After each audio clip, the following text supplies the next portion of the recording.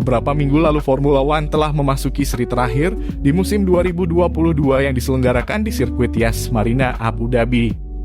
Max Verstappen berhasil memenangkan balapan, sekaligus menyandang juara dunia pembalap untuk kedua kalinya bersama Red Bull yang meraih juara dunia konstruktor 2022. GP Abu Dhabi merupakan seri penutup musim di Formula One kecuali pada tahun 2011 hingga 2013, di mana pada musim itu seri penutup diselenggarakan di GP Brasil. GP Abu Dhabi pertama kali menyelenggarakan Formula One pada tahun 2009 dan menjadikannya sebagai satu-satunya balapan yang diselenggarakan pada sore hari, yaitu sebelum matahari terbenam dan berakhir di malam hari. Untuk memastikan visibilitas yang baik selama balapan, sirkuit ini dibangun dengan sistem pencahayaan permanen yang disediakan oleh Musco Lighting, serupa dengan yang dipasang di sirkuit Losail, Qatar. Sirkuit Yas Marina merupakan proyek penerangan tempat olahraga permanen terbesar di dunia yang sebelumnya gelar tersebut dipegang oleh sirkuit Losail. Nama sirkuit Yas Marina diambil dari nama pulau di mana sirkuit ini dibangun, yaitu Pulau Yas atau Yas Island. Yas Island merupakan salah satu pulau buatan yang ada di Abu Dhabi, Uni Emirat Arab. Pembangunan pulau ini sudah diumumkan pada tahun 2006, yang bertujuan untuk menjadi tempat wisata mewah bagi turis, termasuk juga di dalamnya pembangunan sirkuit Yas Marina. Pekerjaan sirkuit ini dimulai pada tahun 2007, yang membutuhkan sebanyak 14.000 pekerja dan menghabiskan 35 juta jam konstruksi. Sirkuit Yas Marina memulai debutnya pada tahun 2009 dengan beberapa fasilitas megah yang dibangun di atas pulau buatan. Seperti yang kita tahu bahwa tidak ada satupun yang murah dari Abu Dhabi, termasuk biaya pembangunan sirkuit ini. Sirkuit Yas Marina menghabiskan biaya sebesar $1 miliar. Namun itu hanya sebagian kecil dari biaya yang dikeluarkan untuk membuat pulau buatan di bawah sirkuit ini. Pulau buatan ini menghabiskan dana sebesar $40 miliar Amerika Serikat dan membutuhkan waktu 11 tahun untuk menyelesaikan pulau ini. Yas Island tidak hanya sekedar memiliki sirkuit, tetapi di dalamnya juga terdapat hotel, lapangan golf, mall, taman, dan memiliki roller coaster tercepat di dunia.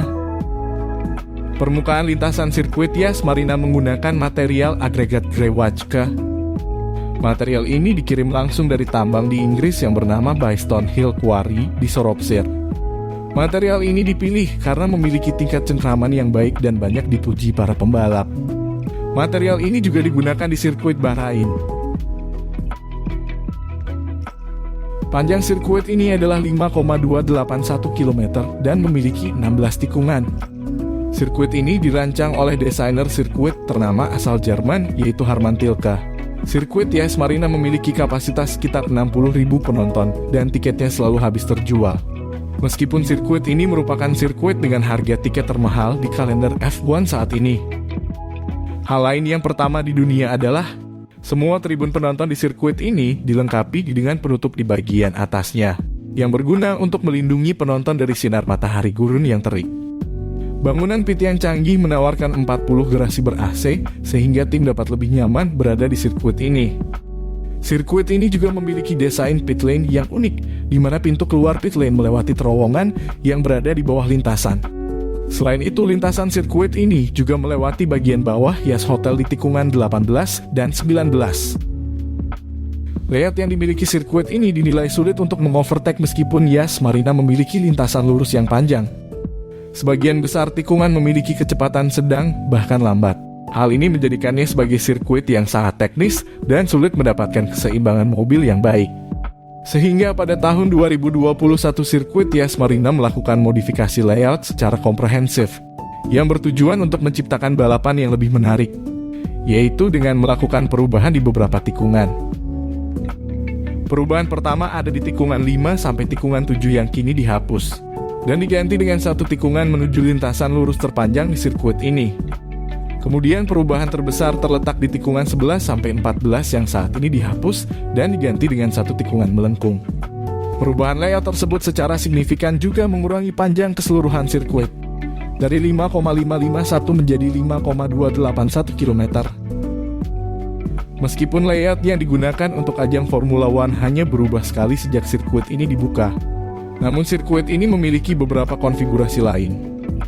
Menurut beberapa pengamat mengatakan bahwa lintasan Yas Marina dapat menampung 3 sirkuit terpisah yang dapat digunakan secara bersamaan, tanpa tumpang tindih atau mengurangi tingkat keselamatannya.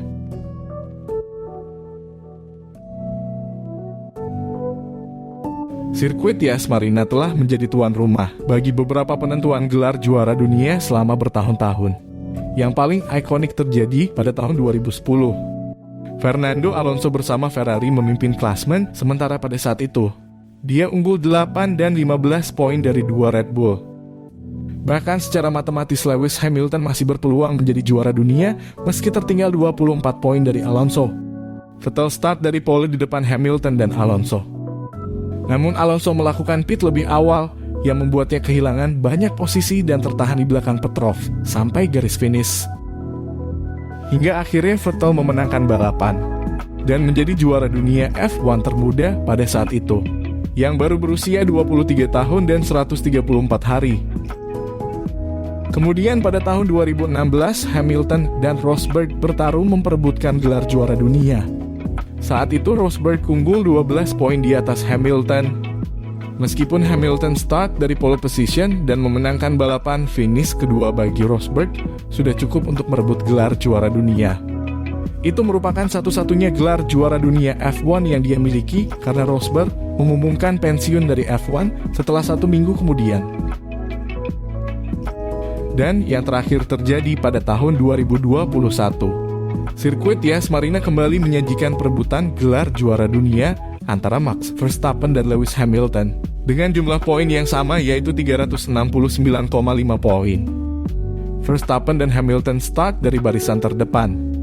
Hamilton memulai balapan dari posisi kedua melakukan start yang bagus dan sukses menyalip Max Verstappen di tikungan pertama. Situasi semakin menegangkan ketika di lap ke-54, insiden yang dialami Nicolas Latifi mengakibatkan safety car keluar. Safety car bertahan cukup lama di lintasan hingga balapan menyisakan 1 lap. Keadaan makin seru karena Verstappen berada tepat di belakang Hamilton. Di 1 lap tersisa itu, Verstappen terlibat pertarungan sengit dengan Hamilton dan akhirnya berhasil memenangi balapan.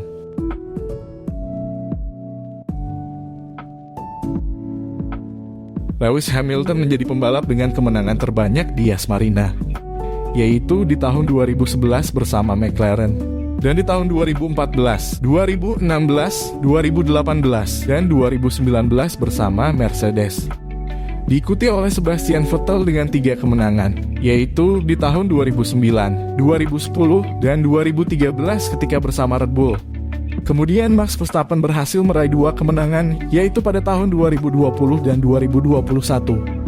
Kimi Räikkönen, Nico Rosberg, dan Valtteri Bottas, ketiganya pernah memenangkan GP Abu Dhabi pada 1 kesempatan.